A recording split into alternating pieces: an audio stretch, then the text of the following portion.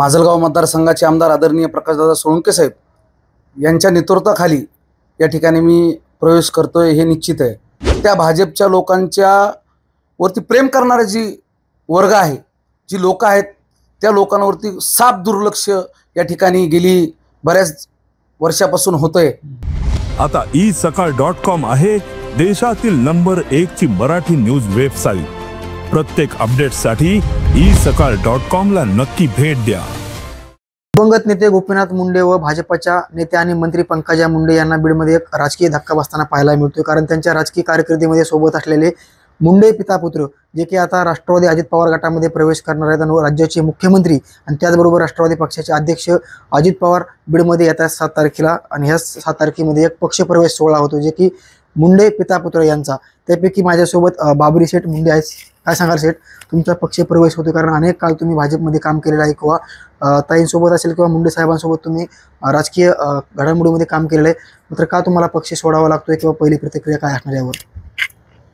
मी येणाऱ्या 7 ऑगस्ट रोजी गुरुवार रोजी संध्याकाळी 5 वाजता या महाराष्ट्राचे उपमुख्यमंत्री तथा बीड जिल्ह्याचे पालकमंत्री राष्ट्रवादी काँग्रेस पार्टीचे सर्वेसर्व अजितदादा पवारसाहेब यांच्या उपस्थितीमध्ये या ठिकाणी प्रवेश सोहळा आयोजित करण्यात आलेला आहे। माजलगाव मतदारसंघाचे आमदार आदरणीय प्रकाशदादा सोळंके साहेब यांच्या नेतृत्वाखाली या ठिकाणी मी प्रवेश करतोय हे निश्चित आहे। भाजप का सोडावी लागली हा विषय खूप मोठा आहे आणि तो बऱ्याच अंशी आता या ठिकाणी विविध मीडियाच्या चॅनलला लोकप्रतिनिधी असतील त्यांना माहिती आहे। परंतु जे आजपर्यंत भारतीय जनता पार्टीची तळागाळातून वाडी वस्ती तांड्यावर पर्यंत न्यायचं काम स्वर्गीय लोकनेते गोपीनाथरावजी मुंडे साहेबांनी केलं, परंतु आज एकीकडे जगात हा पक्ष सर्वात मोठा म्हणून गणला जातो आणि ज्या महाराष्ट्राचे भाजपचं पाळेमुळे रवली ह्या बीड जिल्ह्यातून मुंडे साहेबांनी आणि त्यांच्यासोबत काम करणाऱ्या कार्यकर्त्यांनी, तर त्यांना यदा कदाचित असं वाटतं की जगात मोठा झालाय बीड जिल्ह्याची आपल्याला आवश्यकता नाही। त्या भाजपच्या लोकांना न्याय द्यायचं काम, त्या भाजपच्या लोकांच्या वरती प्रेम करणारे जी वर्ग आहे, जी लोक आहेत, त्या लोकांवरती साफ दुर्लक्ष या ठिकाणी गेली बऱ्याच वर्षापासून होतंय आणि त्यामुळं साहजिक कुठंतरी हे सर्वसामान्य लोकांची कामं असतील त्यांची होणारी जी हेळसांड आहे ही कुठंतरी थांबली पाहिजे।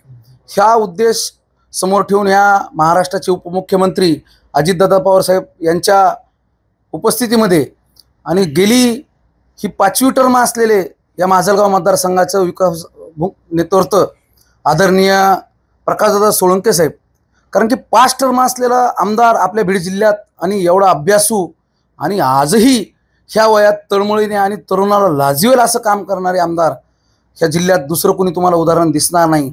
साहजिक दुसरे कोणी म्हणजे मतदारसंघात नाव ठेवण्याचा मला कोणाचा दुसरा अधिकार नाही आहे, परंतु वयामानाने आणि त्यांची जी काम करण्याची हातोटी पद्धत आहे ती खरोखरच सर्वसामान्य कार्यकर्त्याला न्याय द्यायचा आणि सर्वसामान्याप्रती त्यांच्या मनात असलेली जाणीव आणि त्या भागातील विकासाच्या प्रश्नासंदर्भात असलेली त्यांची सगळी संकल आणि ती सोडवण्याची त्यांची पद्धत ही प्रभावित पाहून मी त्या ठिकाणी आदरणीय प्रकाशदादा सोळंके साहेब यांच्या नेतृत्वाखाली या ठिकाणी त्यांच्यासोबत राष्ट्रवादी काँग्रेस पार्टीमध्ये प्रवेश करतोय।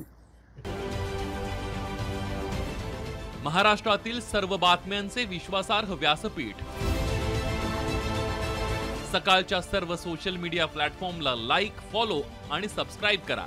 तसंच सर्व नोटिफिकेशनसाठी बेल आयकॉन प्रेस करायला विसरू नका।